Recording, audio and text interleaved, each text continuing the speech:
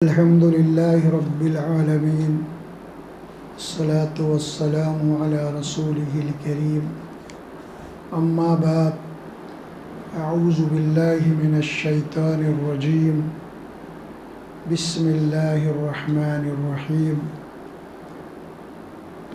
يا أيها الذين آمنوا لا يسخر قوم من قوم عسى أن يكونوا خيرا منهم ولا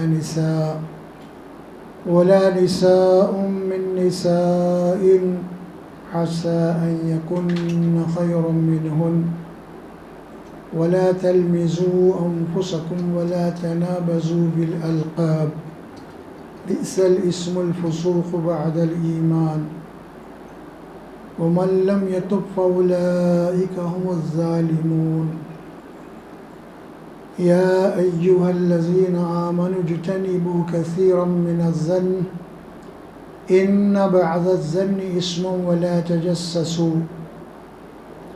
تجسسوا ولا يغتب بعضكم بعضا أو يحب أحدكم أن يأكل لحم أخيه ميتا فكرهتموه واتقوا الله إن الله تواب رحيم.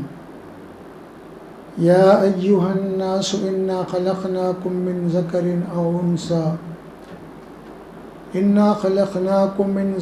وأنثى وجعلناكم شعوبا وقبائل لتعارفوا إن أكرمكم عند الله أتقاكم إن الله عليم خبير. صدق اللہ العظیم. یہ 26واں پارہ ہے. سورہ الحجرات کے 3 آیات مبارکہ ہے. آیت نمبر 11، 12 اور 13. سورہ الحجرات قرآن مجید کی سورت نمبر جو ہے 1-50 یعنی 49 ہے، اور یہ سورت 2 رکوعوں کے اوپر مشتمل ہے. مختصر سی سورت ہے یہ، اور مدنی صورت ہے. اس صورت میں اللہ تبارک و تعالی ایمان والوں سے مخاطب ہے اور مسلمانوں کو ان کے معاشرتی زندگی، ان کے اخلاق، ان کے معاملات، ان کے تعلقات، ان کی گفتگو، اس کی تربیت فرمائی گئی ہے. قرآن مجید جہاں پہ ایمانیات اور عقائد کی بات کرتا ہے تو وہیں پہ اخلاقیات کی بھی بات کرتا ہے، معاملات کی درستگی کی بھی بات کرتا ہے، تعلقات کی بھی بات کرتا ہے، عدل و انصاف کی بات کرتا ہے. صرف یہ نہیں کہ آپ عقائد کی بات کرتا ہے، نہیں، زندگی پوری کی پوری ایک مومن کی کیسی ہونی چاہیے اسے بتایا. اس صورت کی ایک آیت مبارک جو گزر چکی ہے وہ پیچھے اس کی تشریح کی گئی تھی، انما المؤمنون اخوۃ کے تحت. اس کے بعد والی اب یہ 3 آیات تلاوت کی گئی ہے. اس ضمن میں اس صورت سے متعلق بڑی اہم باتیں کہی گئی ہے. اس میں یہی وہ صورت مبارکہ ہے جس میں مسلمانوں کو خاص طور پہ یہ تنبیہ کی گئی ہے پہلے رکوع میں کہ یا ایھا الذین آمنوا لا ترفعوا اصواتکم فوق صوت النبی، اے ایمان والو، اے مومنو، کہ تم اپنی آوازوں کو نبی کی آواز سے بلند مت کرو. تمہاری آوازیں نبی کی آواز کے اوپر نہیں اٹھنی چاہیے. یہ تنبیہ ہے، اور یہ بات بھی متعین کر رہی ہے قرآن کہ نبی کا مرتبہ اور مقام کیا ہے، ان کی عظمت کیا ہے. یہ بھی متعین ہو رہا ہے. نبی کے حکم دینے کے بعد اس کی نافرمانی، اس کی خلاف ورزی تو دور کی بات ہے. نبی حکم دینے کے بعد زندگی کے کسی امور میں اس کی نافرمانی، اس کی خلاف کی تو دور کی بات ہے. یہاں تو اللہ فرماتے ہیں کہ تمہاری آواز اگر نبی کی آواز سے بھی اگر بلند ہو جائے تو اللہ فرماتے ہیں کہ تمہارے سارے اعمال کو اللہ برباد کر دے گا. لا ترفعوا اصواتکم فوق صوت النبی ولا تجهروا له بالقول كجهر بعضكم لبعض ان تحبط اعمالکم. ایک تو آواز بلند نہیں ہونا چاہیے، اور دوسری بات آپس میں جس طرح تم گفتگو کرتے ہو نا وہ انداز نہیں ہونا چاہیے نبی کی گفتگو کا. ان کے احترام کو ملحوظ رکھنا چاہیے، ان کی عظمت کو ملحوظ رکھنا چاہیے. ولا تجهروا له بالقول كجهر بعضكم بعضا، جس طرح کہ تمہارے آپس میں ایک دوسرے سے گفتگو ہوتی ہے نا، وہاں پہ تو بے تکلف گفتگو ہوتی ہے، اور یہاں پہ نبی سے اگر آپ مخاطب ہیں تو اب یہاں پہ بے تکلف نہیں بلکہ نبی کے مرتبہ مقام کیا ہے اس کو ملحوظ رکھنا پڑے گا. کہ اللہ سبحانہ و تعالیٰ خاص طور پہ تنبیہ فرما رہے ہیں اگر تمہاری آواز نبی کی آواز سے اگر بلند ہو گئی ان تحبط اعمالکم انتم لا تشعرون، تو یاد رکھو اللہ تبارک و تعالیٰ تمہارے اعمال کو، وہ اعمال جو تم نے نیکی کے طور پہ کیے ہیں، تمہاری نماز، تمہاری حج، تمہارے عمرے، تمہارے قربانی ہیں، یہ کیا ہوگا؟ یہ اعمال کو اللہ تعالیٰ ناکارہ کر دے گا، بے وزن کر دے گا، حبط کر دے گا، کوئی اس کی قیمت نہیں رہے گی. یہ ہے نبی کا وہ مقام قرآن میں. یہ بات کیوں کہی جا رہی ہے؟ اسی لیے کہی جا رہی ہے کہ نبی اللہ کی طرف سے ایک نمائندہ ہوتا ہے، نبی اللہ کا، اور نبی جو بات کرتے ہیں وہ اپنے طور پہ نہیں بلکہ اللہ کی طرف سے جو بات آتی ہے وہ پہنچاتے ہیں.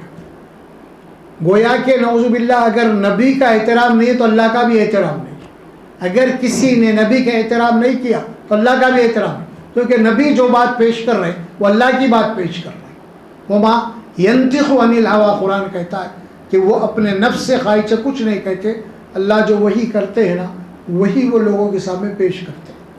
تو یہ بات بڑی اہم ہے اس صورت میں، یہ آیت مبارکہ، اور یہ بات اسی لیے بھی کہی گئی کیونکہ مدنی صورت ہے، اس میں منافقین کے جو جتے تھے مدینہ کے اندر ان کی جو سازشیں تھیں وہ بات بھی یہاں پہ اللہ تعالیٰ واضح کر رہے ہیں. تو اب آگے چل کے تو اس صورت میں پوری کی صورت اللہ تبارک و تعالیٰ نے ایمان والوں کی تربیت فرمائی اس میں. اب آگے چل کے بھی کہ اللہ سبحانہ و تعالیٰ فرماتے ایمان والے کون ہیں آخر؟ صحابہ اکرام رضی اللہ تعالیٰ عنہ کے متعلق یہ آیات نازل ہوئی ہے کہ ان کے ایمان کے متعلق یہ بات کہی، اللہ گواہی دے رہی کہ وَلَٰكِنَّ اللَّهَ حَبَّبَ إِلَيْكُمُ الْإِيمَانَ، ہاں، اور وَزَيَّنَهُ فِي قُلُوبِكُمْ وَكَرَّهَ إِلَيْكُمُ الْكُفْرَ وَالْفُسُوقَ وَالْعِصْيَانَ اولئک هم الراشدون. اللہ فرماتے ہیں کہ صحابہ اکرام وہ لوگ ہیں اللہ تبارک و تعالیٰ نے ایمان کو ان کے دلوں کے اندر چبو دیا تھا، زینت بخشی تھی اللہ نے ان کے دلوں کو، ایمان سے، ایمان کی دولت سے زینت بخشی تھی. یعنی صحابہ اکرام کو سب سے زیادہ محبوب کوئی چیز اگر نظر آتی تو وہ ایمان ہوتا. وَزَيَّنُوا فِي قُلُوبِهِمْ، مزین یہ زینت دی تھی ان کے دلوں کو ایمان سے اللہ نے. اور وَكَرَّهَ إِلَيْكُمُ الْكُفْرَ، اور ان کو کفر سے بڑی نفرت تھی، اور والفسوق، اسی طرح فسوق، والعصیان، نافرمانی، یہ ساری باتیں آ گئی اس میں. اولئک هم الراشدون، اور اللہ تعالیٰ سرٹیفکیٹ دے دیا یہی وہ لوگ ہیں ہدایت یافتہ لوگ، صحابہ کرام. اولئک هم الراشدون، صحابہ کے متعلق یہ سند دے دی گئی ہے قرآن مجید میں. کل کے کل صحابہ، ان کے درجات الگ ہے لیکن کل کے کل جتنے صحابہ ہیں جن کو رسول اللہ صلی اللہ علیہ وسلم کی صحبت ملی اور ان کی تربیت ہوئی، سارے صحابہ کے متعلق قرآن کا یہ فیصلہ ہے اللہ کی طرف سے، اولئک هم الراشدون، اور یہی وہ لوگ ہیں جو رشد و ہدایت کے اوپر ہیں.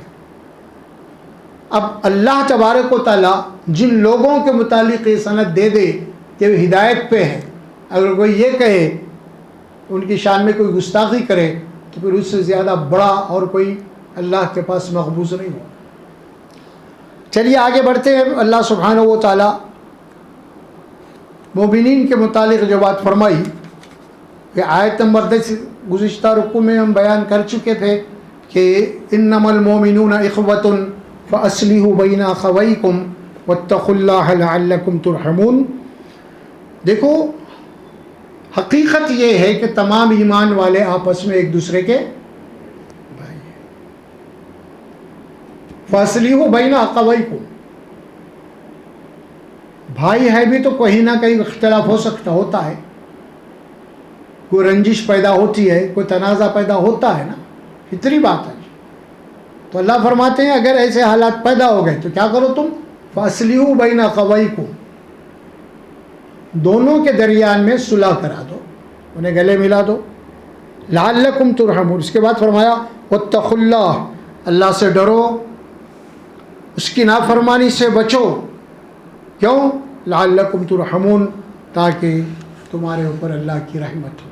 لعلکم ترحمون، یہ لعل اللہ تبارک و تعالیٰ شرط کے لیے استعمال کر رہے ہیں، تاکید کے لیے استعمال کر رہے ہیں۔ کیا مطلب ہوا لعل کے؟ تاکہ تم پہ رحم کیا جائے۔ تو مطلب کیا ہوا اس کا؟ یعنی جو اللہ پیچھے حکم دیا ہے اس کے اوپر اگر تم عمل کرو گے تو پھر اللہ تمہیں اپنے رحمت کا مستحق بنا لے گا۔ لعلکم ترحمون۔ قرآن میں اس قسم کے جو جملے آتے ہیں نا، احکام حکم دینے کے بعد اللہ تبارک و تعالیٰ اس قسم کی بات کرتے ہیں، یعنی مشروط کر دیا گیا اللہ کی رحمت کو اللہ کے احکامات سے، اللہ کے احکامات سے۔ قرآن مجید کے متعلق یہ بات آتی ہے، سورہ اعراف میں ہم پڑھتے ہیں وَإِذَا قُرِئَ الْقُرْآنُ فَاسْتَمِعُوا لَهُ وَأَنصِتُوا لَعَلَّكُمْ تُرْحَمُونَ۔ اعراف کی آخری رکوع ہے، جب تمہارے سامنے قرآن پڑھا جائے تو غور سے سنو پورے۔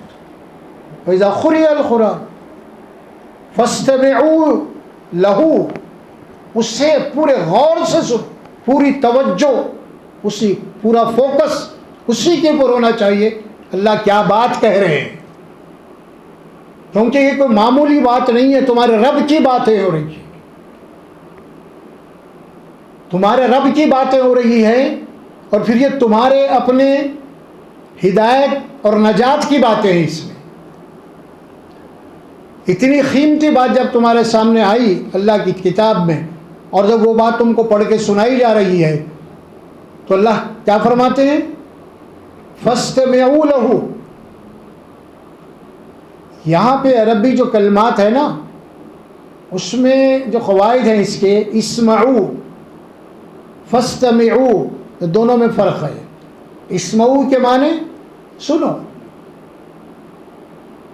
استمعوا اب تے کا اضافہ ہو گیا یہاں پہ، اس کے معنی پیدا ہوتے ہیں پورے غور سے سنو۔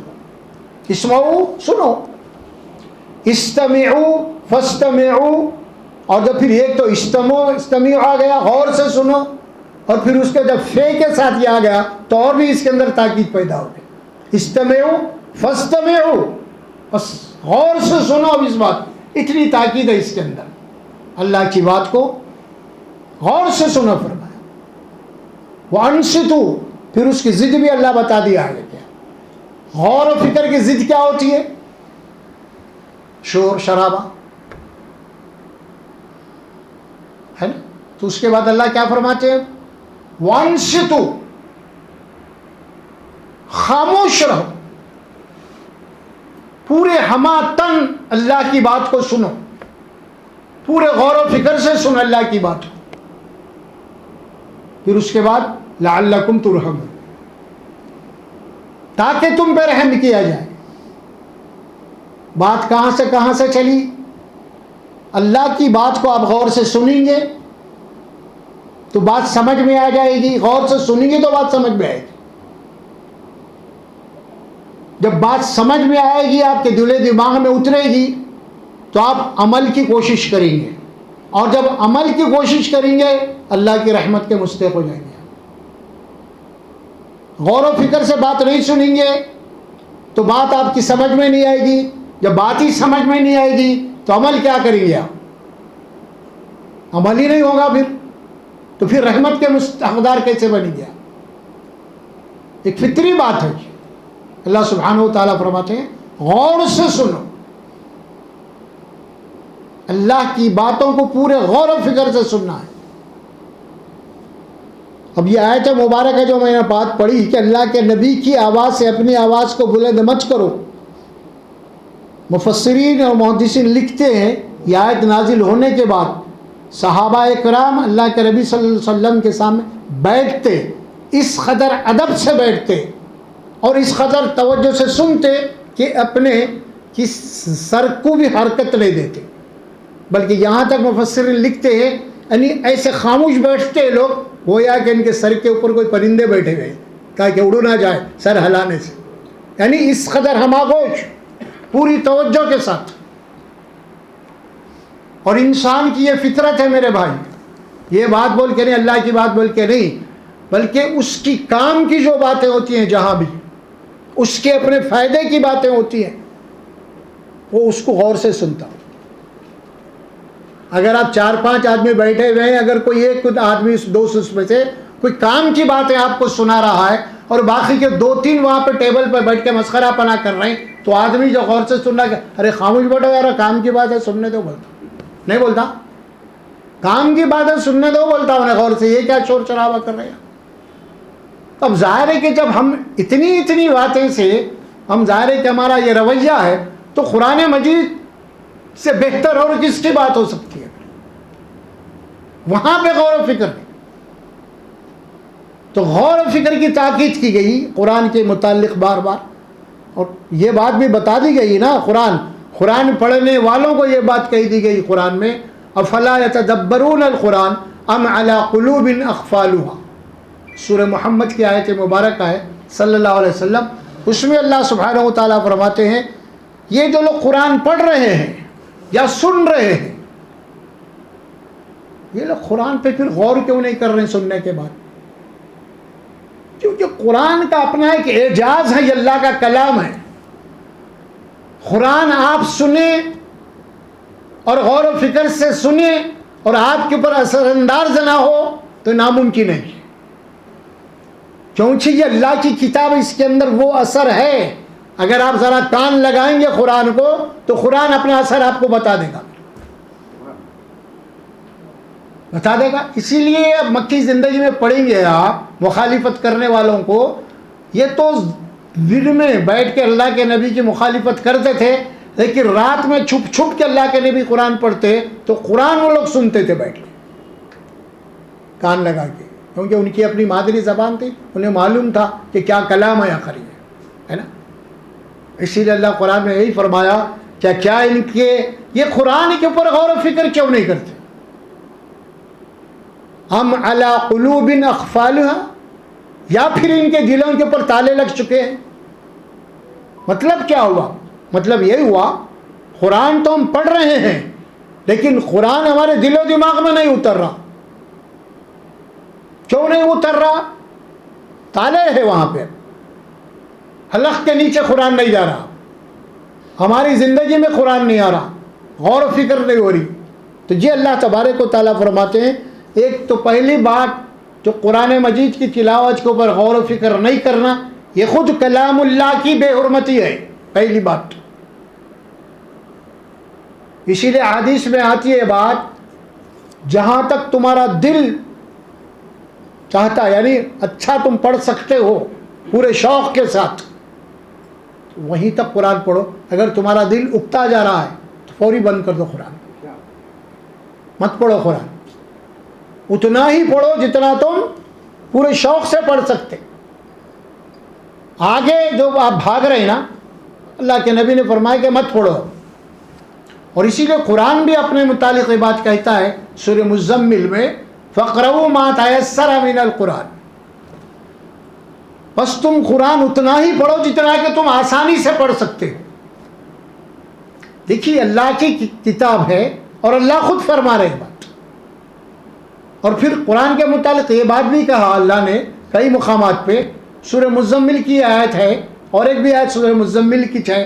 اللہ کے نبی کو حکم ہو رہا ہے اے رسول صلی اللہ علیہ وسلم رات کو اٹھیے اب آپ آدھی رات یا آدھی رات سے کم یا آدھی رات سے زیادہ اور اٹھ کے آپ قرآن مجید کی تلاوت کیجیے. یا ایھا المزمل قم اللیل الا قلیلا نصفہ او انقص منہ قلیلا او زد علیہ ورتل القرآن ترتیلا. ورتل القرآن ترتیلا. آپ پڑھتے جائیے قرآن کو رک رک کر ٹھہر ٹھہر کر تھم تھم کے رک پڑھیے آپ قرآن کو. یہ نہیں کہ بس بھاگ رہے ہیں. یہ بلا ہے. آگے بڑھنے سے پہلے یہ بات اسی لیے عرض کیا ہوں میں کیونکہ قرآن مجید ہمارے لیے ایک ہدایت کی کتاب ہے. جب تک غور و فکر نہیں کریں گے اور قرآن میں صرف یہ نہیں ہے کہ ہم ایمان یا عقائد کی بات کریں بلکہ پوری زندگی سے متعلق قرآن بحث کرتا ہے اور عقائد کے ساتھ ساتھ جو ہے اخلاق کی بات بھی قرآن کرتا ہے اور عدل و احسان کی بھی بات کرتا ہے. چلیے تو انما المؤمنون اخوۃ کے تحت گزشتہ اس کی پوری تفصیل آئی تھی کہ آپس میں ایمان والوں کا تعلق کیا ہے اور ہم نے اس میں قرآن اور احادیث سے وہ ساری باتوں کو بتایا تھا کہ ایک مسلمان دوسرے مسلمان کا بھائی ہونے کا اس کے معنی کیا ہے. آخر کیا معنی ہے یہ بتائی گئی تھی بات ساری اس میں. اب آگے چل کے بات آ رہی ہے یا ایھا الذین آمنوا لا یسخر قوم من قوم. اے ایمان والو اے مومنو تم ایک دوسرے کا مذاق مت اڑاؤ. ایک دوسرے کی توہین اور تذلیل مت کرو. ایک دوسرے کو حقیر مت سمجھو تم. اب یہاں پہ حکم دے رہے اللہ تعالیٰ. کسے حکم دے رہی ہے؟ یا ایھا الذین آمنوا. آپ کے نام پہ آیا یہ خط, میرے نام پہ آیا یہ خط. یہ آیت مبارکہ آپ سے مجھ سے پورے مسلمانوں سے مخاطب ہے. جو بھی اپنے آپ کو مسلم سمجھ رہا ہے اس سے مخاطب ہے, بالراس مخاطب ہے. یا ایھا الذین آمنوا لا یسخر قوم من قوم. اب اس میں اور اس کی وضاحت کریں گے ہم. اے ایمان والو اے مومنو کوئی قوم کسی دوسری قوم کا مذاق نہ اڑائے. قوم کا لفظ آیا. اسی طرح قوم کا جو فرد ہے اس کو حکم دیا جا رہا کوئی آدمی دوسرے آدمی کا مذاق نہ اڑائے. یعنی ایک قوم کا آدمی ہے تو دوسرے قوم کے آدمی کا مذاق نہ اڑائے. اللہ بول رہے ہیں اسی طرح. اور اس کو کھولیے اب آپ, اس میں کیا ہوگا؟ قبائلی زندگی تھی اس وقت تو وہاں پہ یہ بات بھی آ گئی. یعنی کوئی قبیلہ کسی دوسرے قبیلہ کا مذاق نہ اڑائے. کیا بھائی ساری باتیں آ رہی ہیں. اسی طرح ہم موجودہ دور میں کیونکہ قرآن قیامت تک کے لیے تو اب اس کے اندر یہ بات بھی آئے گی. وہ کیا بات آئے گی؟ کوئی مسلمانوں کی جماعت کسی دوسرے مسلمان کی جماعت ہے اس کا مذاق نہ اڑائے, اس کی توہین نہ کرے, اس کی تذلیل نہ کرے. کوئی مسلمان جو جماعتیں مختلف ہیں تو کوئی جماعت کا آدمی کسی دوسرے جماعت کے آدمی کا مذاق نہ اڑائے, اس کی توہین نہ کرے, اس کی تذلیل نہ کرے, اس کو حقیر نہ سمجھے. یہ اللہ اجازت نہیں دیا اخلاقی طور پہ. اسی طرح اب آپ پوری زندگی کو لے لیجئے. اب آپ خاندانوں میں لوگ ہوتے ہیں, کچھ لوگ ایک دوسرے کا مذاق اڑاتے ہیں تو یہ بات بھی آ گئی اس میں. اللہ سبحانہ و تعالیٰ جو بات فرمایا یا ایھا الذین آمنوا لا یسخر قوم من قوم. یہ مسخرہ پر مذاق اسی سے ہے. مذاق نہ اڑائے. بات تو معمولی نظر آ رہی ہے ہمیں, ہے نا, لیکن چونکہ اللہ تبارک و تعالیٰ ہمارا خالق ہے, ہماری فطرت بنایا ہے اور شیطان کو بھی اسی نے بنایا ہے تو یہ اللہ کو معلوم ہے. ہم معمولی سمجھ لیں کہ معمولی بات نہیں ہوتی ہے. یہ آگ لگانے والی چنگاری ہے. یہ معاشرے کو آگ لگانے والی چنگاری ہے. یہ اگر معاشرے کو اگر آپ صالح بنانا چاہتے ہیں، معاشرے کے اندر اگر آپ حسد، کینہ، کپٹ کو پاک کرنا چاہتے ہیں اور اس کے مقابلے میں محبت اور ہمدردی کا ماحول پیدا کرنا چاہتے ہیں، تو اللہ تبارک و تعالیٰ کے ان احکامات کے اوپر عمل کیے بغیر یہ حاصل نہیں ہو سکتا۔ مسخرہ پن، اب دیکھیے اس میں ہوتا کیا ہے، بعض لوگ مذاق کا سہارا لے کے سامنے والے کو ذلیل کرنا چاہتے ہیں، خاص طور پہ کمزور لوگ جو ہوتے ہیں نا، ان سے مقابلہ نہیں کر سکتے تو کیا کرتے ہیں لوگ، مذاق کا سہارا لیتے ہیں۔ کیوں؟ مذاق کا سہارا لیے، سامنے والا بھاری پڑ گیا تو ارے بھائی آپ برا مان لے، میں تو مذاق کر رہا تھا، مذاق نہیں کر رہا تھا، حقیقت میں کرنا چاہتا تھا، لیکن سامنے والا بھاری پڑ گیا تو اب کیا بول رہا، ارے بھائی میں تو مذاق، آپ برا مان گئے، میں تو مذاق کر رہا تھا۔ مذاق منع ہے، معمولی معمولی چیزوں کی تربیت کی گئی۔ آپ دیکھ، کبھی کبھی آپ بہت سارے ایسے واقعات سنے ہوں گے، 5-6 دوست ایک ٹیبل پہ بیٹھے تھے، ہنسی مذاق ہو رہی تھی، باضابطہ ہے نا، کھیل رہے تھے، ہنسی مذاق ہو رہی تھی، لیکن کچھ ہی دیر کے اندر لڑائی ہو گئی، وہاں چاقواں نکل گئے، کوئی دوسرا نہیں آیا وہاں پہ، وہی لوگ تھے، وہی دوستاں تھے، اب مذاق کر رہے تھے وہ لوگ، اور ایسا بیتوکا مذاق کرے کہ وہ مذاق کیا ہو گیا، اب ایک دوسرے کے خلاف ہو گئے، قتل ہو گئے، اس کے اندر دشمنیاں ہوئی، اس کے اندر قتل کے اوپر قتل ہوا، ڈبل قتل تھا۔ کیا معاملہ؟ صرف مذاق کا تھا۔ اللہ تبارک و تعالیٰ فرمایا، جس طرح اللہ فرماتے ہیں نا زنا مت کرو، حرام ہے، اسی طرح زنا تک جانے والے جتنے بھی اعمال ہیں، جتنے بھی طریقے ہیں، اللہ ان کو اس سے بھی روکا ہے۔ اسی لیے فتنوں تک پہنچنے والے جتنے بھی یہ راستے ہیں، اللہ تعالیٰ ان کو پیرا بٹھا دیا ہے۔ اور شیطان چاہتا کیا ہے؟ یہ ایک سورہ بنی اسرائیل کی ایک آیت مبارکہ ہے جس میں اللہ تبارک و تعالیٰ اپنے نبی کو حکم دیا، وَقُلْ يَقُولُ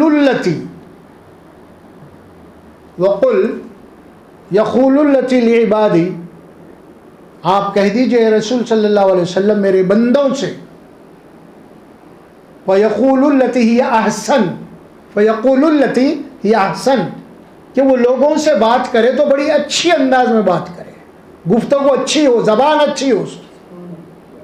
اللہ حکم دے رہے ہیں، آپ میرے بندوں کو بول دو یہ بات، وَقُلْ لِعِبَادِي يَقُولُ الَّتِي هِيَ أَحْسَنُ، اے رسول صلی اللہ علیہ وسلم میرے ان بندوں سے آپ کہہ دیجئے کوئی ایک دوسرے سے گفتگو کرے تو بڑے اچھی بات کرے، محبت کے الفاظ استعمال کرے، ادب کے دائرے میں رہتے ہوئے۔ کیوں؟ وجہ کیا ہے؟ وہ آیت کے اگلے جملے میں اللہ فرماتے ہیں ان الشیطان ینزغ بینہم، بے شک شیطان چاہتا ہے کہ تمہارے درمیان کوئی نزاع پیدا ہو جائے، خلیج پیدا ہو جائے تمہارے درمیان، شیطان یہ چاہتا ہے۔ اور شیطان چاہتا ہے تو مطلب کیا ہوا؟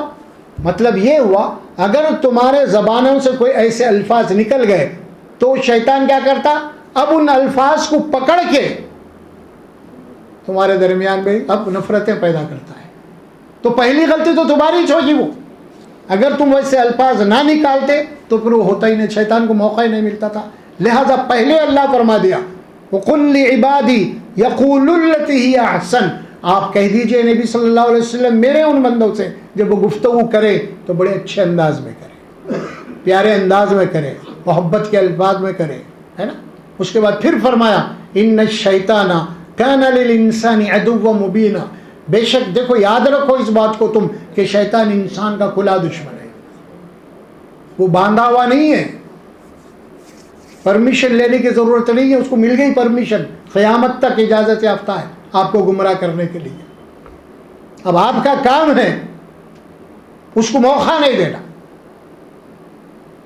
آپ موقع نہیں دیں گے تو شیطان آپ گمراہ نہیں کر سکتا، اگر آپ موقع دیں گے شیطان کو تو پھر شیطان وارد ہو جاتا، حاوی ہو جاتا آپ کے اوپر۔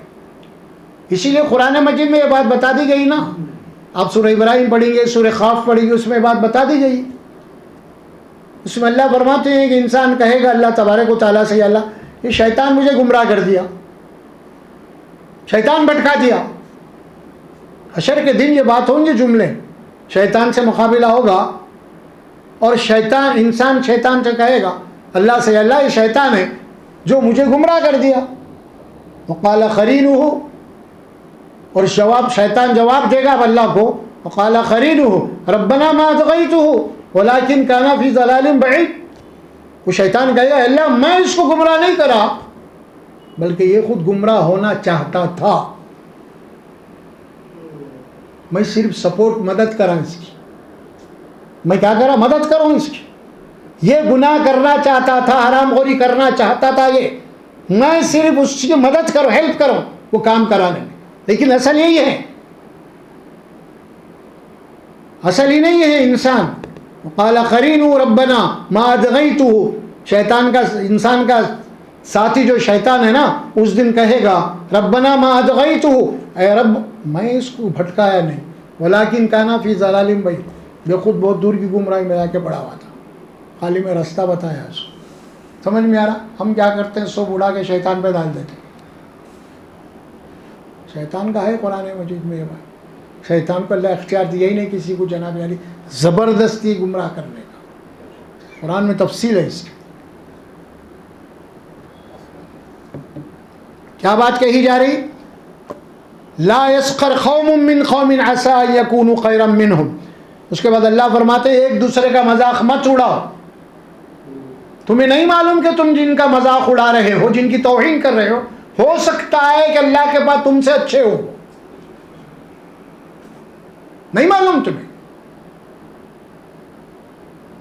آپ ہو سکتا ہے کہ اب وہ برے ہیں، اب تو برے ہیں، آئندہ کا کیا مطلب، تم اچھے، آئندہ تم کیا بننے ہو تمہیں معلوم ہے. کتنے ایسے لوگ ہیں اچھے برے ہو گئے، برے اچھے ہو گئے، کیا بھائی. اسی لیے حساب کا معاملہ آخر وقت پہ ہے، خاتمہ بالخیر پہ. اسی لیے ایک آدمی اچھے عمل کرتے کرتے کرتے موت کے قریب جناب علی گمراہ ہو جاتا ہے. ایک آدمی وہ زندگی برے عمل کرتے کرتے کرتے موت سے پہلے اپنی توبہ کر لے کے اچھا ہو جاتا. کسے معلوم یہ چیز؟ وہی بات بول رہے ہیں، ایسا تم جن لوگوں کا مذاق اڑا رہے ہو یا تم جن کو گمراہ بول رہے ہو، سندیں دے رہے ہو، اللہ فرماتے ہو سکتا ہے تم سے اچھے ہو سکتا ہے، تمہیں نہیں معلوم کون کیا ہے. لہذا کسی کے مذاق مت کرو، کسی کی توہین مت کرو، کسی کی تذلیل مت کرو. ہاں دیکھیے یہاں تک حدیث میں بات کہی گئی. دیکھیے ایک مومن کا دوسرے مومن سے کتنا بڑا گہرا تعلق ہے. اللہ سبحانہ و تعالیٰ فرماتے ہیں کو یہاں تک آپ حدیث میں پڑھے ہوں گے یہ جملے، تم سامنے والے کو اگر کچھ بھی نہیں دے سکتے اپنے مومن بھائی کو، تو جب بھی اس کے ملو تو مسکراتے ہوئے ملو. کم از کم کیا فرمایا؟ کچھ دے نہیں سکتے تو کم از کم مسکراہٹ تو دے سکتے ہو. جب دیکھے تو اجاڑ صورت بنائے ہوئے ہیں، سمجھ میں آ رہا؟ ہمارے لوگوں کی وہی حالت ہے، اجاڑ صورت، ان کے چہروں کے اوپر کوئی خوشی نہیں، سب کچھ ہے کچھ بھی نہیں ہے، اس کے بعد لٹکے ہوئے چہرے. آپ یہی دیکھیے، آپ کو انگریز وغیرہ کو دیکھ لیجیے، جب گفتگو کرتے تو مسکراتے ہوئے کرتے، جیسا آپ کو دیکھ، جیسے کہ نظر پڑی آپ کے اوپر تو پہلے مسکراتے ہوئے لوگ، وہ سب بات کی بات کو نہیں کیا ہے مسکراتے ہیں. یعنی چہرہ بھی انسان کا اٹریکٹ کرنے والا ہوتا ہے. بہت اہم، اللہ نے چہرے کے اندر بہت بڑی دنیا رکھی ہے. فیس ریڈنگ جسے آپ کہتے ہیں نا، چہرے سے جانے پہچانے جاتے ہیں. ہاں تو قرآن میں بھی یہ بات اللہ بولا نا، خاص طور پہ یہ صدقات وغیرہ بھیک مانگنے والوں کو مت دو، اصل جو لوگ ہیں تم ان کے چہروں سے پہچانو، مانگنے والوں کو مت دو، ان کو پڑھو تم ان کے چہروں کو. بعض لوگ شریف ہوتے ہیں، خوددار ہوتے ہیں، عزت دار ہوتے ہیں، ہاتھ نہیں پھیلاتے. ان کے ہاتھ نہیں پھیلانے سے تم یہ مت سمجھو یہ تو ضرورت ہی نہیں ہے اس کو، تو انہیں مانگ رہے ہی نہیں، ہمارے ہاتھ ہی نہیں پھیلا رہا ہمارے سامنے. ایسا نہیں، اللہ فرمائے نا ان کے پہچانیوں سے پہچانو، ان کے چہروں سے پہچانو. یہ قرآن میں بات ہے. تو اسی لیے اللہ کے نبی نے فرمایا صلی اللہ علیہ وسلم، جب تم مومن سے ملو تو کم سے کم کچھ نہیں دے سکتے تو مسکرا کے ملو. اور اس کے بعد آپ نے کیا فرمایا؟ تم مومن سے مسکرا کے ملنا یہ بھی صدقہ ہے، یہ بھی نیکی ہے. دیکھ رہے ہیں ہم، صرف مسکرانے کے اوپر آپ کو یہاں پہ اجر مل رہا مومن کے سامنے. اور اسی لیے فرمایا کہ مومن کے متعلق ہے کہ تم کیا کرو، جہاں بھی نظر پڑے مومن تم کیا کرو، فوری سلام کرو. سلام کیا ہے؟ ایک دعا ہے نا. اور اللہ کے نبی صلی اللہ علیہ وسلم نے فرمائی 2 مسلمان گزر رہے ہیں، جو جس کی نظر پڑ گئی اس کو چاہیے کہ وہ سلام کرے. نہیں اگر کوئی یہ چاہ رہا کہ نظر تو اس کی پڑ گئی لیکن انہیں سلام کرنا، تو اللہ کے نبی نے فرمایا جو یہ سوچ رہا اس انداز میں اس کے دل میں تکبر ہے. اور آپ نے تعریف فرمائی وَخَيْرُهُمَا الَّذِي يَبْدَأُ بِالسَّلَامِ وَخَيْرُهُمَا الَّذِي يَبْدَأُ بِالسَّلَامِ. ان دونوں کے درمیان میں وہ آدمی بہتر ہے جو سلام کرنے میں پہل کر رہا، فوری نظر پڑتے ہی السلام علیکم بھائی، السلام علیکم بھائی. کیا مطلب ہوا؟ اے میرے بھائی آپ کے اوپر اللہ کی طرف سے ہر قسم کی سلامتی ہو، اللہ تبارک و تعالیٰ آپ کو ہر مصیبت پریشانی سے بچائے. یہ دعا ہے، یہ دعا ہے. ہمارے پاس سلام ہم کر رہے ہیں لیکن سلام ہم کیا سمجھ کے کر رہے ہیں، سلام ہم کو خود نہیں معلوم. خالی یہ بھی بالکل اسی انداز میں ہوا گڈ مارننگ گڈ ایوننگ کے ویسا ہو گیا. ہاں گڈ مارننگ نہ گڈ ایوننگ کچھ بھی نہیں ہے، نہ مارننگ میں کچھ ہے نہ ایوننگ میں کچھ ہے، جو کچھ ہے اللہ کی ذات میں ہے رحمت. تو ہمیں اللہ سے یہ دعا کر رہے ہیں سامنے والے بھائی سے کے لیے سلام کے معنی کہ اے اللہ میرے بھائی کو سلامتی میں. اچھا یہ اتنی بڑی اہم بات ہے یہ اللہ تعالیٰ سورہ آل عمران یا سورہ نساء میں یہ فرماتے ہیں. دیکھیے کتنی بڑی آیت ہے یہ. وَإِذَا جَاءَكَ الَّذِينَ يُؤْمِنُونَ بِآيَاتِنَا فَقُلْ سَلَامٌ عَلَيْكَ. اے رسول صلی اللہ علیہ وسلم وہ بندے جو قرآن کے اوپر ایمان رکھتے ہیں، میری آیات پہ ایمان رکھتے ہیں، جب آپ کی مجلس میں آئیں تو آپ انہیں سلام کیجیے. مطلب اس کے لیے ان کے لیے دعا کیجیے آپ. کتنی بڑی اہمیت کی بات ہے. اور پھر اللہ تعالیٰ اپنے متعلق فرمایا كَتَبَ رَبُّكُمْ عَلَى نَفْسِهِ الرَّحْمَةَ.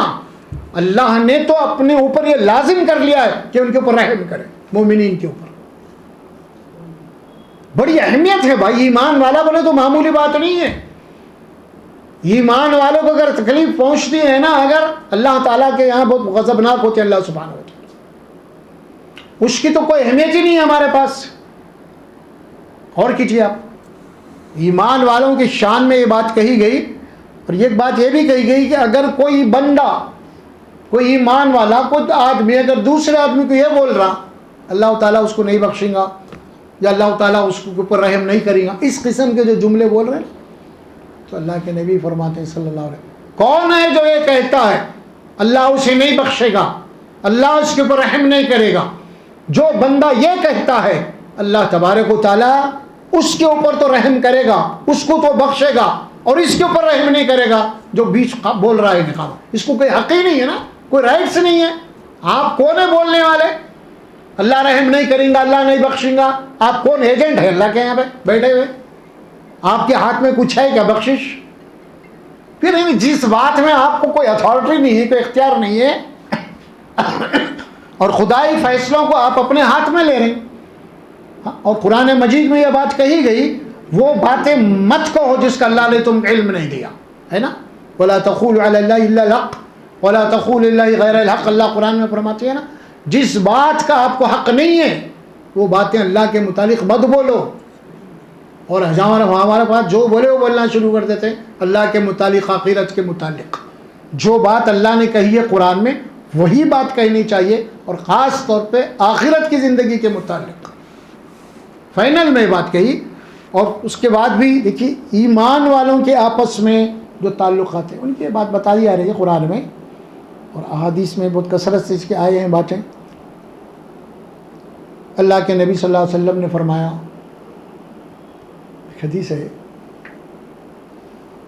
اگر کوئی آدمی، کوئی مسلمان کسی دوسرے مسلمان کو اس کی مدد کر کے، اس کو مصیبت سے، پریشانی سے نکال کے، جس نے اس مسلمان کو خوش کر دیا، پھر بولو بھائی، اگر کوئی مسلمان کسی دوسرے مسلمان کی تکلیف اور مصیبت سے نکال کے جس نے اس مسلمان کو خوش کر دیا تو اللہ کے نبی نے فرمایا دراصل اس نے مجھ کو خوش کرا. جس نے اس مسلمان کو خوش کر دیا دراصل اس نے مجھ کو خوش کر دیا. گویا کہ کسی مسلمان کی مدد کرنا, اس کی مصیبت سے نکالنا گویا کہ رسول اللہ کو خوش کرنے کے برابر ہے. رسول اللہ کو خوش کرنے کے, ہم خالی درود سلام پڑھنے کے چکر میں ہیں, صرف اس سے خوش ہوتے ہیں. خوش تو اللہ کے نبی اس تب ہوتے ہیں جب کسی ایک امتی دوسرے امتی کا سپورٹر بن جائے, اس کا مددگار بن جائے, اس کی مصیبتوں سے نکالے, پریشانیوں سے نکالے. اور تو فرمایا اور ظاہر کہ جب وہ بندہ خوش ہو جائے گا تو اللہ کے دراصل اس بندے کو نہیں, اس نے مجھ کو خوش کر دیا. پھر آگے چل کے فرماتے ہیں جس نے مجھ کو خوش کر دیا اس نے اللہ کو خوش کر دیا. پھر آگے چل کے آپ فرماتے ہیں جس نے اللہ کو خوش کر دیا اللہ اس کو جنت میں ڈال کے اس کو خوش کر دے گا. بات کہاں سے کہاں چلی؟ وہی جنت, مقصد حیات کہاں سے کہاں چلی. اور آج ہمارا تعلق مسلمانوں سے اتنا بے رخی کا ہے اور اتنا جناب علی مسلمانوں کے دلوں میں رشتہ دار ہیں آپس میں, ہمارے دلوں میں ایک مسلمان کے اگر کوئی آدمی ہم کی شکایت کرتا ہے ہم کو ذرا بھی تکلیف نہیں ہوتی اس کے متعلق. ایک آدمی اگر کسی مسلمان کی تعریف کرتا آپ تعریف سنتے ہی نہیں, مزاج ہی نہیں ہے کسی تعریف سننے کا. گویا کہ ہم پورے کا پورا معاملہ نیگیٹو سوچیں, ہماری منفی سوچیں. سمجھ میں آ رہا؟ کسی کے متعلق صحیح نہیں سوچتے ہم, بڑا اچھا بندہ ہے بھائی, نہیں, الٹا ہی سوچتے ہیں ہمیشہ. اور یہ سوچ کے لیے منع کیا ہے. ایک مسلمان کی سوچ مثبت ہونی چاہیے, منفی نہیں, پازیٹیو ہونی چاہیے, نیگیٹو نہیں کسی کے بھی تعلق سے. اور یہاں تک بات کہی گئی اگر تم نے کسی مسلمان کے تنہائی کے گناہوں کو دیکھ لیا ہے, اگر تم نے کسی مسلمان کے تنہائی کے گناہوں کو دیکھ لیا ہے تو اللہ کے نبی نے فرمایا کہ تم پردہ ڈالو اس کے اوپر, بولو مت لوگوں. دیکھ لیے تم نے گناہ کر رہا تھا, اللہ کے نبی کیا بول رہے ہیں تم تو دیکھ لیے لیکن اب اس کو لوگوں کو مت بولو, اس کے اوپر پردہ ڈالو. اپنے بھائی کے گناہوں کے اوپر پردہ ڈالو, اس کی عزت و آبرو رکھو. تو پھر ہوگا کیا اس کے بدلے میں؟ اس کے بدلے میں ہوگا, اللہ کے نبی فرماتے ہیں کل حشر کے میدان میں اللہ تبارک و تعالیٰ تمہارے گناہوں پہ پردہ ڈال دے گا اور تمہاری مغفرت کرے گا, کیونکہ تم نے میرے ایک بندے کے گناہوں کے اوپر پردہ ڈالا تھا اور اس کے بدلے میں تمہارے گناہوں پہ پردہ ڈالوں گا, اور اس طرح تمہاری مغفرت ہو رہی ہے. دیکھیے کس انداز میں بات کہی جا رہی ہے. اچھا جنت میں داخلے کے متعلق حدیث سنیں گے ہم. وہ حدیث کیا ہے؟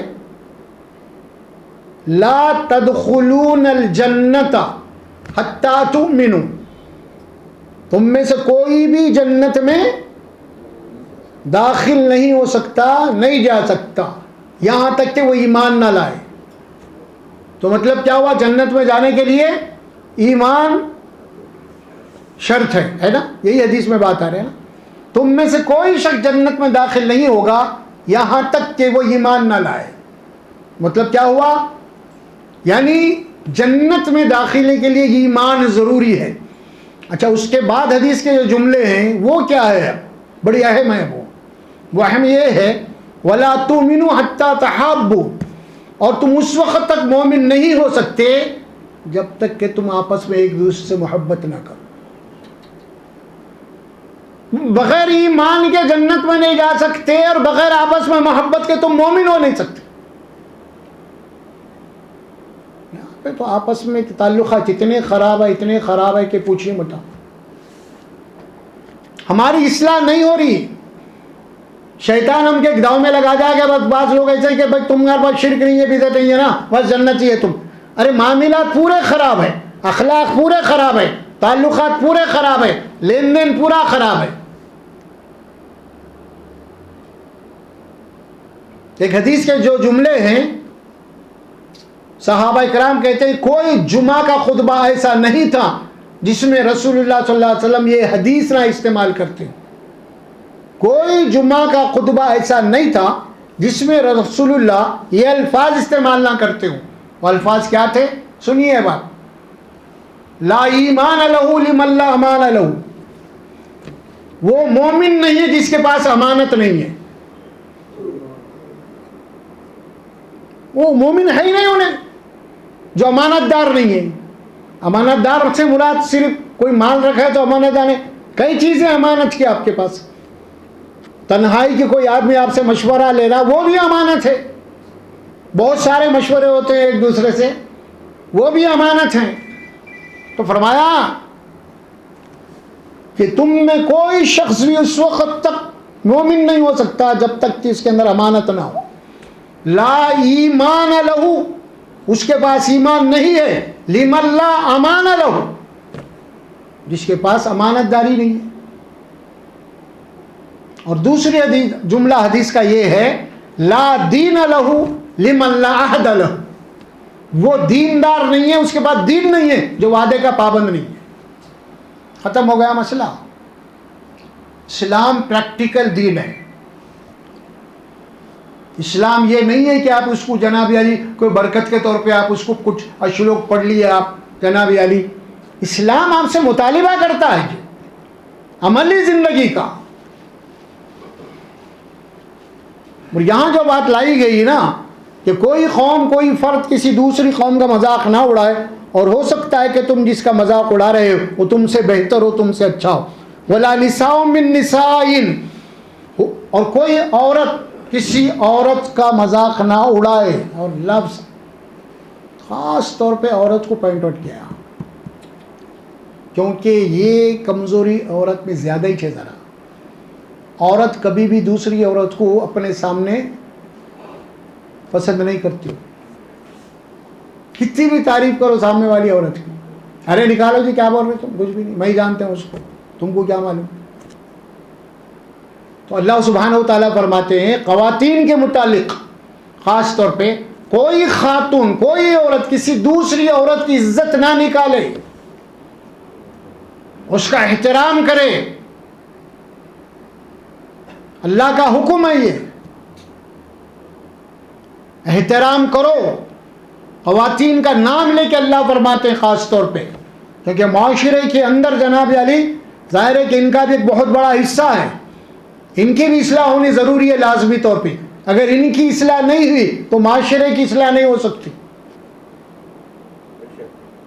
پہلے ماں کا گود ہونا ہے اصل، وہاں اصل ڈائی اسلام کی. اگر ماں کے پاس اسلامی تربیت نہیں ہے تو اب کتابی لاک اب ہو جائے، نہیں ہوتا. اسی لیے رسول اللہ صلی اللہ علیہ وسلم نے خواتین کی تربیت کی ہے خاص طور پہ. ان کے متعلق آیات نازل ہوئی قرآن میں کہ جہاں جو بات کہی گئی کوئی خاتون کسی دوسرے خاتون کا مذاق نہ اڑائے، ان کی عزت نہ نکالے. کیوں؟ عسیٰ یکن خیرا منہن، ہو سکتا ہے کہ جس کا مذاق تم اڑا رہی ہو، جس کی عزت تم نکالنا چاہتی ہو، وہ اللہ کے نزدیک تم سے بہتر ہو. تمہیں کیا معلوم؟ تم سے بہتر ہو.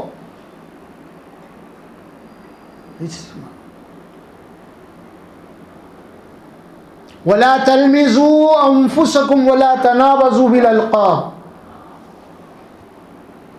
بہت اہم ہے یہ بھی. ایک دوسرے کے عیب مت نکالو. وَلَا تَلْمِزُوا، عیب نکالنا، عیب لگانا، عیب ڈھونڈتے پھرنا. اور یہ اتنی خطرناک بیماری ہے نا جناب علی، کسی کو یہ بیماری لگ گئے، دوسروں کے غلطیوں کو ٹٹولنے کی جو بیماری لگ گئی اس کو، اس کی زندگی میں اس کی اصلاح نہیں ہو سکتی. اس کی اصلاح ہو ہی نہیں سکتی کبھی بھی. ایک آدمی اپنی اصلاح کی بجائے دوسروں کی برائیوں کے پیچھے لگا ہوا ہے، اس کی اصلاح کیسے ہوں گی؟ اپنے سے غافل ہے انہیں. تو وہی بات فرمائی وَلَا تَلْمِزُوا أَنفُسَكُمْ، کہ تم ایک دوسرے کو اپنے آپ کے اوپر، ظاہر ہے کہ آپ کو اوپر عیب لگانا اس کے معنی یہ ہوئے کہ میں اپنے اوپر عیب لگا لینا ہے. کیوں؟ اسی لیے ایکشن ری ایکشن. اگر آپ میرے کیڑے چنیں گے تو میں بھی نہیں چھوڑتا آپ کو. آپ مجھے بدنام کر رہے ہیں، میں آپ کو بدنام کر رہا ہوں، اسی لیے پورا معاشرہ بدنام ہو جانا. اسی لیے کوئی ایک رکو اس میں تو خود بخود دوسرا رک جائے گا. وَلَا تَلْمِزُوا أَنفُسَكُمْ، ٹٹولنا کسی کے کمزوریاں دکھ رہے نہیں، یا پھر کسی کو عیب لگا دینا. کچھ بھی نہیں لیکن عیب لگا دو. کچھ ہوتا ہے، اکثر لوگ کرتے ہیں یہ کام، اکثر خواتین کرتی ہے کام، دوسروں کو عیب لگاتے پھرتی ہیں. ہمارے ہاں خاص طور پہ شادی بیاہ کے معاملات میں بچیوں کے اوپر عیباں لگاتے ہیں لوگ، ہے نا. شادی ہو گئی، بات چیت ہو گئی، سب تقریباً ہو گیا، شادی نکاح ہونے والا ہے، لیکن ایک پھر وہ کینسل ہو گیا. کیوں کینسل ہوا وہ نہیں بولتے انہوں، اسی لیے نہیں کینسل ہوا کہ جو جتنا بول رہے تھے اتنا نہیں دیے انہوں، لہٰذا انہوں کینسل کر دیے رشتے کو. باہر جا کے کیا پیچھے کیا اڑا رہے ہیں، اب اپنی غلطی تو نہیں بول رہے ہیں، باہر جا کے نہیں میں ہم تحقیق کریں بچی کی چال چلن صحیح نہیں ہے اسی لیے ہم نہیں کریں. ہو گیا کیا بھائی؟ کیا ہے یہ معاشرے میں بدنام کرانا؟ خاص طور پہ بات معاشرے کے فساد مت کرو. وَلَا تُفْسِدُوا فِي الْأَرْضِ، زمین میں فساد مت پھیلا. فساد کے متعلق جو فتنہ ہے نا، یہ قتل سے زیادہ خطرناک ہے فرمایا.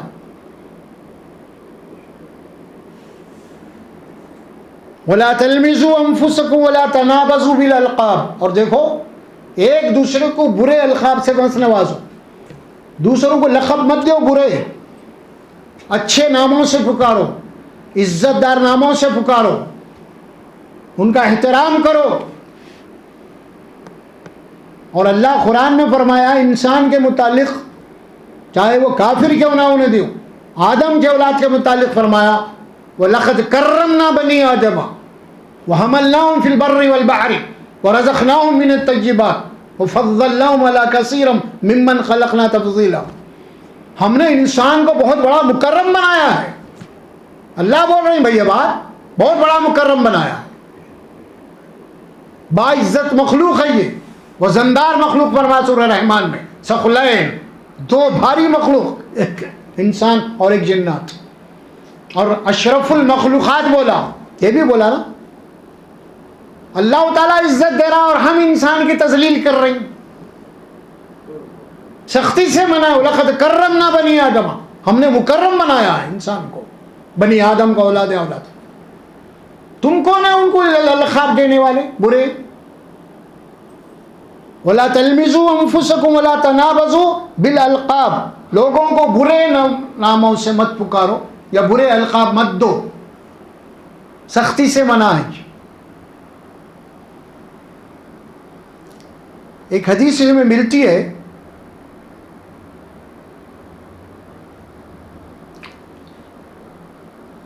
رسول اللہ صلی اللہ علیہ وسلم کی ایک زوجہ بڑی پست خط کی تھی، گڈی تھی.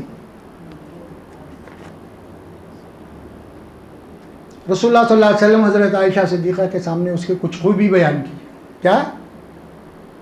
کچھ خوبی بیان کی ان کی. حضرت عائشہ تم کس گڈی کی بات کر رہے ہو؟ کیا فرمایا؟ کس گڈی کی بات کر رہے ہو؟ جواب کیا ہے اس کا معلوم اللہ کے نبی کا.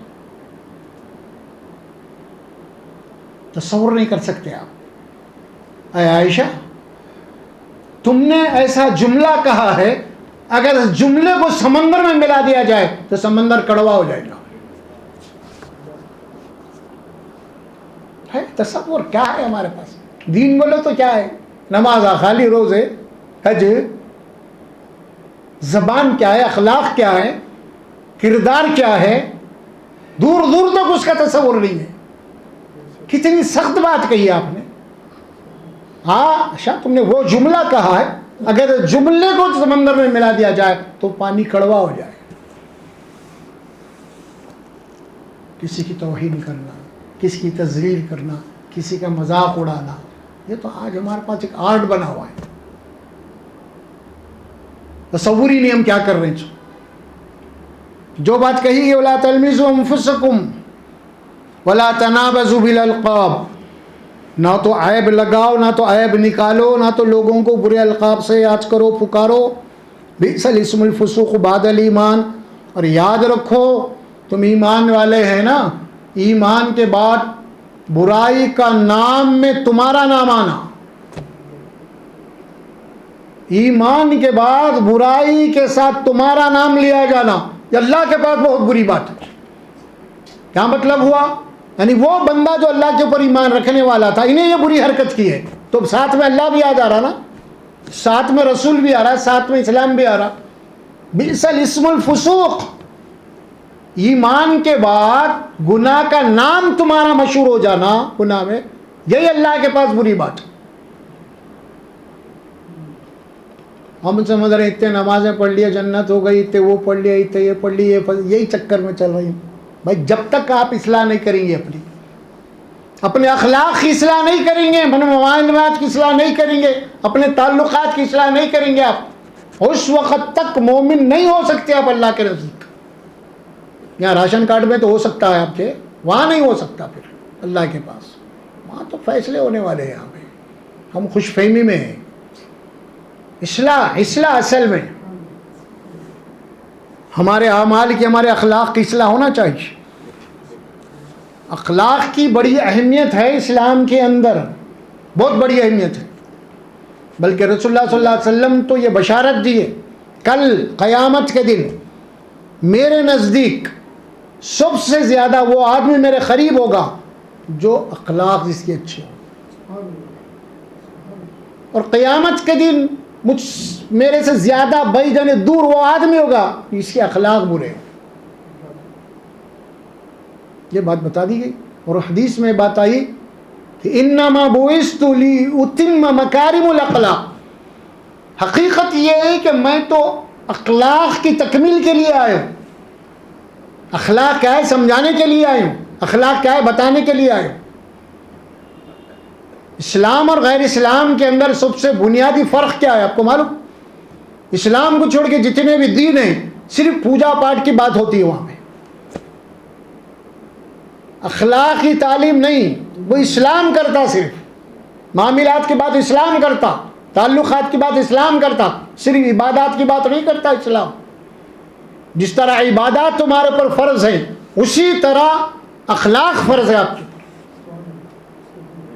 ارے بھائی ہمارے اخلاق ہمارے ماں باپ کے ساتھ صحیح نہیں ہے تو دوسروں کے ساتھ صحیح ہوں گے، ہمارے اخلاق ہمارے بیوی بچوں کے ساتھ صحیح نہیں ہے تو غیروں کے ساتھ کیا ہوئیں گے؟ یہاں پہ تو اللہ کے نبی نے فرمایا کہ دشمن سے بھی اخلاق سے برتو، تم لوگ دشمن سے اخلاق سے پیش آؤ، اچھے الفاظ سے پیش آؤ، ہے نا؟ قرآن پڑھے نا آپ سورہ امین میں، دیکھو اچھی اور بری بات دونوں برابر نہیں ہو سکتے۔ اگر جو تمہارا دشمن ہے، اگر وہ کوئی بری سوچ رکھتا ہے تمہارے تعلق سے یا بری حرکت کر رہا ہے تو دشمن کے ساتھ کیا کرو؟ اچھا برتاؤ کرو، اخلاق والا برتاؤ کرو، تو کیا ہوگا؟ وہ دشمن تمہارا دوست بن جائے گا۔ یہ قرآن کا اللہ تعالیٰ بتا رہے ہیں سورہ آمین سجدہ میں، لیکن ہمارے پاس حائج کہاں ہے؟ ہم تو دشمن ہم تو دوست کو بھی دشمن بنا لیتے ہیں، تعلقات خراب کر کے، معاملات خراب کر کے۔ ہمارے پڑوسیوں کے ساتھ کون سے اچھے تعلقات ہیں، رشتہ داروں کے ساتھ کون سے اچھے ہیں؟ وہ کون سی بات ہے جو رسول اللہ صلی اللہ علیہ وسلم 3 مرتبہ قسم کھا کے کہی؟ معلوم ہے آپ کو کچھ؟ 3 مرتبہ قسم کھائی، واللہ لا یؤمن، واللہ لا یؤمن، واللہ لا یؤمن۔ اللہ کی قسم وہ مومن نہیں ہے، اللہ کی قسم وہ مومن نہیں ہے، اللہ کی قسم وہ مومن نہیں ہے۔ صحابہ بیٹھے بڑے پریشان ہیں، ہمارے درمیان میں کون بدبخت بیٹھ گیا ہے بھائی جو مومن نہیں ہے؟ پریشان ہے صحابہ، اپنے آپ ایک دوسرے کو دیکھ لے رہے۔ تو بہرحال ڈرتے ہوئے صحابہ نے پوچھا رسول اللہ کس کے متعلق آپ کہہ رہے ہیں؟ جواب کیا آیا رسول اللہ کا؟ الذی لا یأمن جارہ بوائقہ، وہ بدبخت وہ ہے جس کے شر سے اس کا پڑوسی پریشان ہے، جس کے شر سے اس کا پڑوسی پریشان ہے۔ لا یامن جارہ بوائقہ، بازو والا اس میں امن میں نہیں ہے، سکون میں نہیں ہے، اس کے ساتھ ہمیشہ اس کو خطرہ ہے کہ بھئی کب کیا کرتا ہے۔ تو ایسا سوچ رکھنے والا جس کا رویہ ہے 3 مرتبہ قسم کھائی، وہ مومن نہیں۔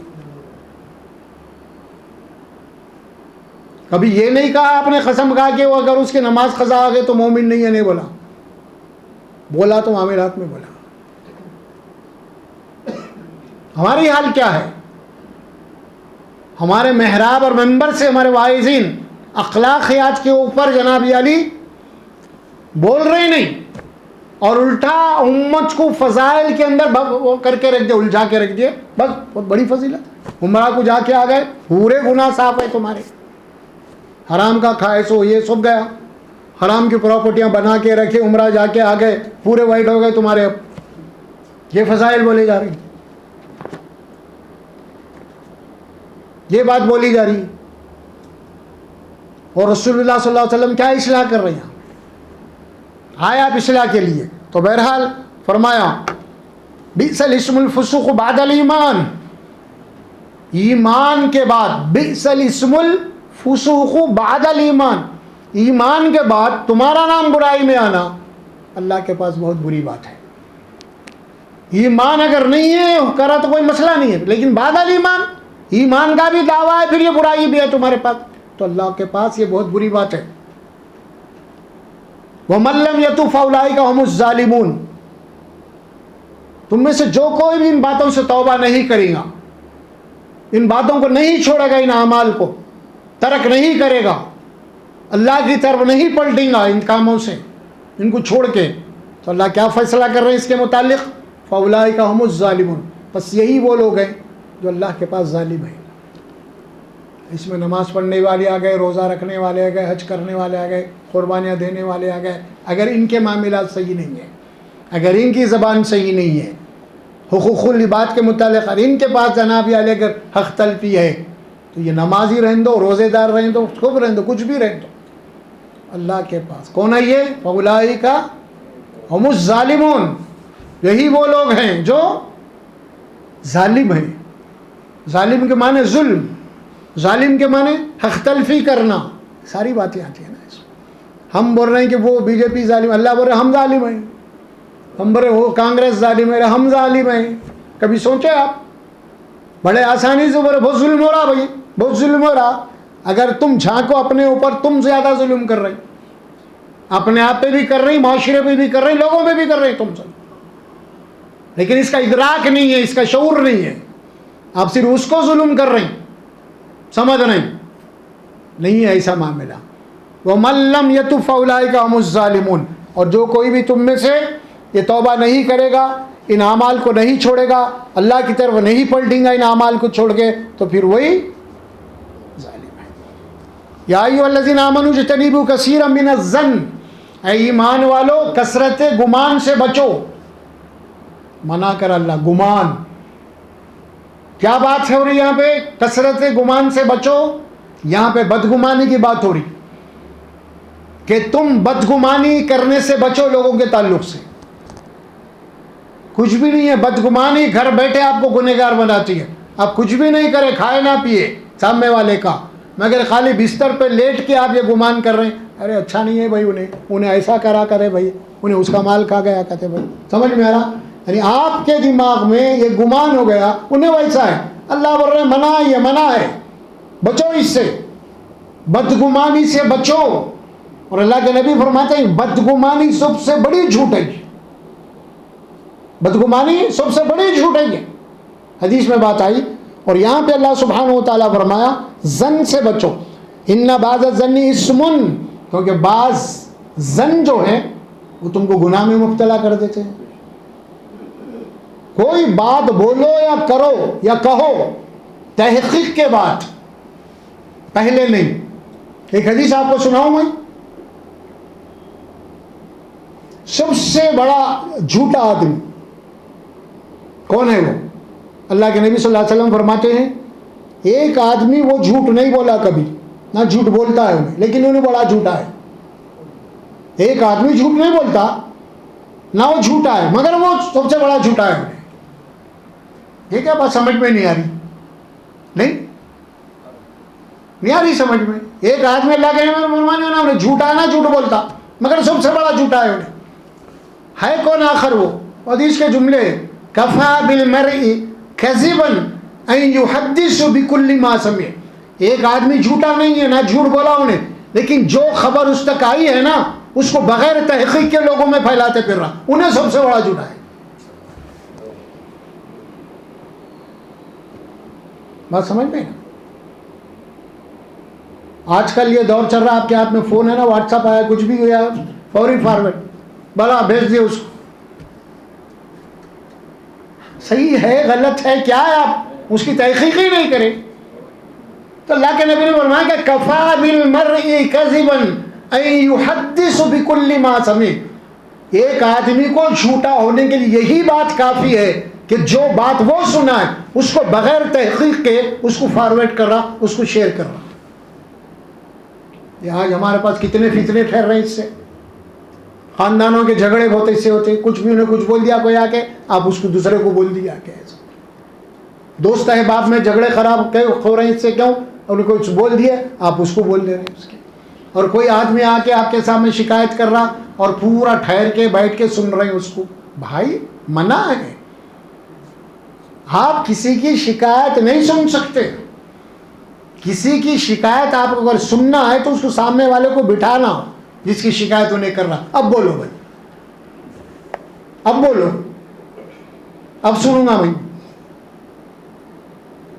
انہیں کہاں کی ہے، کدھر کی ہے، فتنہ فساد، ایک بات لے کے اڑ گیا اور جناب علی اس سے متعلق خاندان تباہ، رشتہ داریاں تباہ، کیا کیا ہو رہے ہیں اس فتنے۔ اللہ تعالیٰ اللہ کے نبی صلی اللہ علیہ وسلم منع کر رہی خاص طور پہ، ولا تجسسوا، اور کسی کی ٹو میں مت لگو، ٹو میں لگنا، انہیں کیا کر رہا، میرے 4 بیٹی کے ہم شادی کرا، ایک بلڈنگ بھی بنا لیا، ارے میں بھی تو کر رہا ہوں باہر جا، ارے میں بھی تو باہر جا کے آیا ہوں، اس سے زیادہ رہ گیا ہوں، میں کچھ نہیں، کوئی انہیں کہاں سے لانا، آپ کو کہیں کچھ بھی کر رہا ہوں گا، آپ کو کیوں ہو، اس کی ذاتی زندگی میں مداخلت کیوں کر رہے ہیں آپ سے کچھ لینا دینا، اس میں کچھ ہوا تو بولیے آپ۔ کہ معاشرے کے اندر یہ نفرت کا ماحول پیدا ہوتا ہے، کسی کی ٹو میں لگنا، پیچھے لگنا، انہیں کیا کر رہا، کیا سے کھا رہا، کہاں سے بلڈنگ بنا، کیسے شادیاں کر رہا، آپ کو اللہ تعالیٰ ان کا محافظ نہیں بنا کے بھیجا۔ آپ اپنا سوچئے آپ کیا ہے، آپ کو کیا کرنا ہے۔ وَلَا تَجَسَّسُوا وَلَا يَغْتَبْ بَعْضُكُمْ بَعْضًا، ایک دوسرے کی غیبت مت کرو۔ غیبت کیا ہے، کسے کہتے ہیں غیبت؟ اللہ کے نبی صلی اللہ علیہ وسلم نے صحابہ سے پوچھا تم جانتے ہو غیبت کسے کہتے ہیں؟ اللہ کے صحابہ یا رسول اللہ نہیں جانتے، یا پھر صحابہ نے کہا کچھ، یا اللہ غیبت، اللہ کے نبی نے فرمایا کہ غیبت یہ ہے کہ جو برائی اس کے اندر ہے اس کے بد پیچھے تم لوگوں کو بول رہے ہیں، اور جو برائی تم بد پیچھے بولے اگر اس کے سامنے بولیں گا تو وہ ناراض ہو جائیں گا، تو اس قسم کے جتنے بھی جملے ہیں یہ غیبت ہے۔ تو رسول اللہ صلی اللہ علیہ وسلم صحابہ یا رسول اللہ ہم غلطی کیا کر رہے ہیں، پھر غلطی نہیں کر رہے ہیں، ہم کیا غلطی نہیں کر رہے ہیں یا رسول اللہ، ہم جو جس کے اندر جو برائیاں ہیں وہی بول رہے ہیں، ہم کوئی تہمت نہیں لگا رہے، تو اس میں غلطی کیا ہے؟ یعنی جو چوری کرا تو وہ چور بول رہے ہیں، اس کو غلطی کیا ہے اس میں؟ اللہ کے نبی نے فرمایا جو بات اس میں ہے برائی، اس برائی کو اس کے پیٹھ کے پیچھے بولنا یہ غیبت ہے، اور جو برائی نہیں ہے اگر وہ تم اس کے بول رہے ہیں تو اس کا نام ہے بہتان ہے، پھر آپ الزام لگا رہے ہیں اس کے اوپر، بہتان۔ اور غیبت کے متعلق بڑی سخت الفاظ ہے حدیث میں، الغیبت اشد من الزنا، الغیبت اشد من الزنا، بڑے آسانی سے بڑے مزے لے لے کے ہم غیبتیں کرتے ہیں، مردوں سے زیادہ عورتیں کرتی ہیں، بیٹھے تو 1 سے 4 بیٹھے تو 5 آ گئے، 5ویں کا ہو رہا چکر، سمجھے؟ ٹھیک ہے، اللہ کے نبی کیا فرماتے ہیں؟ فرمایا کہ غیبت وہ گناہ ہے، تم جیسا کہ زنا کو گناہ سمجھتے نا اس سے بھی زیادہ گناہ جناب یعنی غیبت کا ہے، نہیں زنا سے۔ اور تمثیل کیا استعمال کی قرآن نے، دیکھیے اب آپ، اَيُحِبُّ أَحَدُكُمْ أَنْ يَأْكُلَ لَحْمَ أَخِيهِ مَيْتًا فَكَرِهْتُمُوهُ، کیا تم میں سے کوئی اس بات کو پسند کرتا ہے کہ ایک بھائی اس کا مرا ہوا ہے اور اس مرے ہوئے بھائی کا یہ گوشت کھا رہا، اس مرے ہوئے بھائی کا یہ گوشت کھا رہا ہے، کیا تم اس بات کو پسند کرتے ہو؟ اللہ خود بولے تم نہیں پسند کرتے اسے، تو فرمایا کہ کسی کی غیبت کرنا گویا کہ اس کا بٹ پیچھے اس کے جسم کا گوشت کھانے کے برابر. تم اسے مکروہ سمجھتے ہو، پسند نہیں کرتے. واتقوا اللہ، وارننگ ہے سب احکامات دے کے. اللہ سے ڈرو، اس کی نافرمانی سے بچو، اس کے حکم کے خلاف عمل کرنے سے بچو، اس نے جو احکامات دیے ہیں اس کی خلاف ورزی سے بچو. واتقوا اللہ ان اللہ تواب الرحیم. فائنل ہے یہ، بے شک اللہ کون ہے؟ توبہ قبول کرنے والا اور رحیم بھی ہے، رحم کرنے والا. یہ جو دو جملے ہیں نا، ان اللہ تواب الرحیم، یہ کیوں فرما رہے اللہ تعالیٰ یہاں پہ؟ بڑی اہم بات، کیونکہ اوپر کیا بولے تھے اللہ تعالیٰ؟ جو ان باتوں سے توبہ نہیں کرے گا وہ ظالم ہے. پھر اب اس کی وضاحت یہاں ہو رہی ہے، ان اللہ تواب الرحیم. کیا مطلب ہوا اس کا؟ یعنی بے شک اللہ توبہ قبول کرنے والا، رحم کرنے والا ہے. مطلب یہ ہوا اب تک جو ہوا ہو چکا چھوڑ دو اس کو، اب سدھر جاؤ، اب سمجھ جاؤ، اب توبہ کر لو، اب اصلاح کر لو. تو اللہ تواب بھی ہے اور غفور بھی ہے، رحیم بھی ہے. اللہ تعالیٰ یہ اپنی رحمت کے دروازے تم کو کھول رہا، موقع دے رہا ہے. اللہ تعالیٰ اتنا سب ہونے کے باوجود بھی اگر تم اصلاح کرنا چاہتے ہو، توبہ کرنا چاہتے ہو، ان اعمال سے واپس آنا چاہتے ہو، تو تمہارے سارے گناہ معاف ہیں. اللہ کی طرف سے مہربانی ہے یہ. سوچ لو، دنیا کی زندگی بہت کم ہے، 40 سال 50 سال 60 سال اور کیا جئیں گا اور دیا تو پھر جانا اللہ کے پاس. ایک ایک لفظ کا، ایک ایک جملے کا، ایک ایک رتی کا حساب ہوئیں گا. پڑھتے ہیں آپ قرآن میں ایک آیت، کیا پڑھتے ہیں؟ وَمَن يَعْمَلْ مِثْقَالَ ذَرَّةٍ خَيْرًا يَرَهُ. وَمَن يَعْمَلْ، بس جس کا کوئی عمل کیا ہوگا؟ خیرین شرین یرا، خیرین یرا. کسی کا کوئی عمل ذرہ برابر بھی اگر نیک ہے، اچھا ہے، وہ بھی آپ کو آئے گا حشر کے دن. اور کسی کا کوئی عمل شرین یرا، اگر شر کا عمل ہے، برائی کا عمل ہے، ذرہ برابر بھی ہے، وہ بھی آئے گا. پھر آپ یہ مت سمجھیے. تمثیل دیتے ہوئے حدیث میں یہ بات آئی، رسول اللہ صلی اللہ علیہ وسلم کسی محاذ کے اوپر تھے اور جانے بعد ایک جنگل میں پڑاؤ ڈالا کچھ آرام کے لیے. وہاں پہ کچھ کھانے پینے کا انتظام ہوا. رسول اللہ صلی اللہ علیہ وسلم، صحابہ اکرام، اللہ کے نبی صلی اللہ علیہ وسلم سب صحابہ اکرام جنگل میں ادھر ادھر جا رہے اور لکڑیاں لا کے جمع کر رہے ہیں. کچھ کھانا ہے، اونٹ بکری ذبح کر کے ہوتا نا، کھانا ہے. تو لائے پورے جمع کر کے. اللہ کے نبی نے فرمایا اس کو جلاؤ، جلائے اس کو. سب صحابہ چن کے لائے تھے، کوئی چھوٹی، کوئی بڑی، کوئی لکڑی، کوئی یہ چھوٹی بڑی. بات کام کیا تھا لیکن تربیت کیا ہو رہی دیکھیے باپ. صحابہ کو، کیا تم اس آگ کو دیکھ رہے ہو؟ ہاں یا رسول اللہ. جس طرح تم نے کوئی چھوٹی لکڑی، کوئی بڑی لکڑی، کوئی تنکا ڈالا ہے نا، سب جمع کرنے کے بعد یہ آگ لگی ہے، اسی طرح تمہارے سارے زندگی کے گناہ جمع ہوئیں گے اللہ کے پاس اور ان سے آگ بھڑکائے گا اللہ جان میں. اس میں چھوٹا عمل بھی ہوگا، بڑا بھی ہوگا. جائزہ لیجیے اپنا اپنا، اصلاح کیجیے اپنی، بس ختم، اور کچھ نہیں. اصلاح کیجیے، اپنی زبان کو صحیح رکھیے، معاملات کو صحیح رکھیے، لوگوں کے ساتھ اخلاق سے پیش آئیے، سامنے والوں کی زیادتیوں کو معاف کر دیجیے، برائیوں کو نظر انداز کر دیجیے، تو اللہ بھی آپ کی برائیوں کو نظر انداز کرے گا، معاف کرے گا. یہ آپ اپنا وتیرہ بنا لیجیے، اس کا مطلب آپ اپنی عادت بنا لیجیے. تو اس میں آپ بھی کیا ہوگا معلوم، بہت بڑے ٹینشن سے بچ جائیں گے. یہ ڈپریشن جو پیدا ہو رہا نا، کیوں ہو رہا معلوم؟ آپ اس کے خلاف ہے، اس کے خلاف ہے، اس کے خلاف، انہیں کا ایسا کہیں کو بولا میرے کو، انہیں ایسا کہیں کو دیکھا، غیر ضروری جناب علی لے کے ٹینشن بڑھا رہے ہیں. وہ ٹینشن مت لو، چھوڑو. کون کیا بولا؟ کسی کے بولنے سے کچھ ہونے والا نہیں ہے. جو کچھ بھی ہوگا وہ خود میرے عمل کا میں ذمہ دار. سامنے اس سے بھائی سے نہیں، اللہ مالک ہے، اللہ اس کا حساب لے لیں گا. چھوڑ دیا، معاف کر دیجیے اسے. تو معافی کو اپنا لیجیے آپ. اور ہم اس نبی کے امتی ہیں جو خون پوش تھے وہ دشمن کو معاف کرا، ہے نا؟ حدیث سنے ہوں گے نا، خود سیرت النبی صلی اللہ علیہ وسلم. آپ جنگ پہ ہے، صحابہ کرام قتل ہو رہے ہیں، شہید بھی ہوئے ہیں، پھانسا پلٹ گیا ہے. صحابہ نے کہا یا رسول اللہ یہ دشمن ہم پہ حاوی ہو چکے ہیں، ہمارے لوگ شہید ہو چکے ہیں، آپ ان دشمنوں کے لیے دعا کیجئے، بد دعا کیجئے. اللہ کے نبی نے فرمایا اللہ نے مجھے رحمت للعالمین بنا کے بھیجا، بد دعا دینے والا نہیں. کس کے متعلق یہ بات کہی جا رہی؟ جو لوگ صحابہ کو قتل کرے آپ جنگ پہ، صحابہ کی یہ فرمائش ہے بد دعا کیجئے. آپ کیا اللہ مجھے رحمت للعالمین بنایا، مجھے بد دعا دینے والا بنا کے نہیں بھیجا. اس امت، ان کے امت سے میں اور آپ. اور آج ہماری حالت ہے، اللہ محفوظ رکھے. دشمن تو دشمن، اپنوں کے لیے ہم صحیح نہیں ہے. اصلاح یہ ہونا ہے بھائی، اس کے اوپر نہ کوئی اٹھ کے واہ واہ بولتا، نہ تو کوئی تکبیر بولتا نہیں بولتا. سب وہ واضح و بیانوں میں، وہ فضائل میں کیا کہ اٹھ کے وہ تکبیر لگاتے، ایسا نہیں ہے.